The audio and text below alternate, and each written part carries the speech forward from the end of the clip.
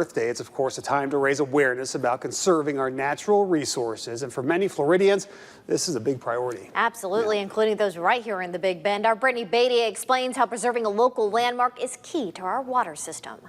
In North Florida, those who love nature take pride in one of the area's most beautiful natural resources, Wakulla Springs. It was clear almost all the time, and it had nothing but eelgrass in it. But now, beneath the surface, the spring is fighting an ecological battle. In the late 90s, early 2000s, really a period of recognizing that we had a problem. Late 2000s, early 2010s is when DEP ramped up its restoration efforts of getting projects in the ground and reducing the nutrients that are going to those systems. Those nutrients, mainly nitrates, coming from improperly maintained septic tanks, pet waste, and fertilizer runoff, causing damage. When you have too much or when you apply it when it's going to get washed away, that stormwater system ends up feeding down into Wakulla Springs, and it can be a part of damaging the spring.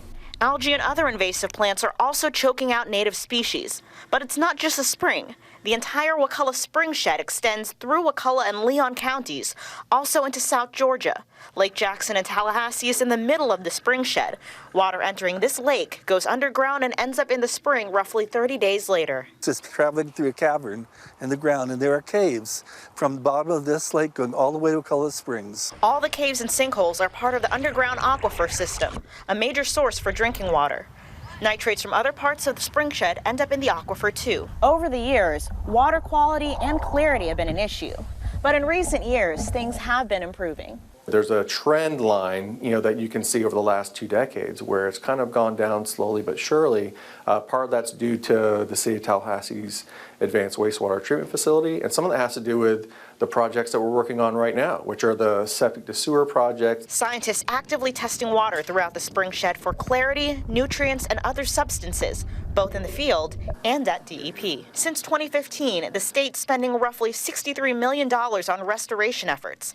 In the past 3 to 4 years, nitrate levels decreasing almost 50%, from cleaning up after a pet to careful fertilizer use and converting septic tanks. What may seem like a small step individually will ultimately have a large impact on our local water. Brittany Beatty, WCTV Eyewitness News. With continued funding for these restoration projects, the DEP says it hopes to bring nitrate levels consistently below the standard threshold by 2020. That was my impressed face, by the way, because that was a really neat story. That was really right? interesting. Yeah, Brittany with some cool photography there, really painting the picture for us. And yes, please always pick up after your dog. I'll say that too. Because and it's the little things right? that count, and it's really going to help make a difference to preserve our water. Yeah, and you know what? It's obviously something that we need. So please do every little thing that you can. Absolutely. Thank you, everybody, for joining us.